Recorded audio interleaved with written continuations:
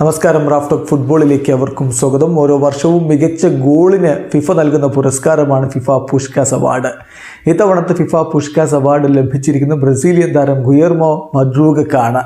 Brasileiro Siri ബിയിൽ കഴിഞ്ഞ ജൂണിൽ അദ്ദേഹം നേടിയ ഒരു കിടിലൻ ഗോളിനാണ് ഈ ഒരു പുരസ്കാരം ലഭിച്ചിരിക്കുന്നത്. 25 വാര അകലിൽ നിന്ന് ഒരു ബൈസിക്കിൾ കിക്കിലൂടെ അദ്ദേഹം പന്ത് വലയിലേക്ക് എത്തിക്കുകയായിരുന്നു. ബൂട്ടഫാഗോക്ക് വേണ്ടി നവോഴിസോണ്ടിനെതിരെയാണ് ആ ഒരു കിടിലൻ ഗോൾ നേടിയത്. അതിപ്പോൾ ഫിഫ ഏറ്റവും മികച്ച ഗോളായി തെരഞ്ഞെടുത്തുകൊണ്ട് അതിന് പുരസ്കാരം നൽകിയിരിക്കുകയാണ്. ഫിഫ പുഷ്കാസ് അവാർഡ് നേടുന്ന മൂന്നാമത്തെ ബ്രസീലുകാരനായിട്ട് എന്തായാലും ഇപ്പോൾ മദ്രൂഗ മാറിയിരിക്കുകയാണ്. ഇതിനു മുമ്പ് ഈ പുരസ്കാരം നേടിയിട്ടുള്ള ബ്രസീലിയൻ താരങ്ങളെ ഒന്ന് നെയ്മർ ജൂനിയറാണ്. 2011 അദ്ദേഹം ഫിഫ പുഷ്കാസ് അവാർഡ് നേടിയിരുന്നു. 2015 വെൻഡൽ ലീറയും ഈ ഒരു പുരസ്കാരം നേടിയിരുന്നു. അതിനുശേഷം ആദ്യമായിട്ടാണ് ഒരു ബ്രസീലുകാരൻ ഈ ഫിഫ പുഷ്കാസ് അവാർഡ് സ്വന്തമാക്കുന്നത്.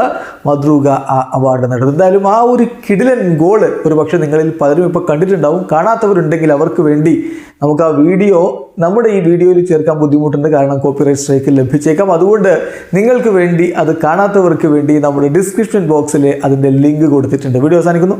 ഫുട്ബോൾ ലോകത്തെ കൂടുതൽ വിശേഷങ്ങളുമായി റാഫ് ടോക്സ് വീണ്ടും എത്താം.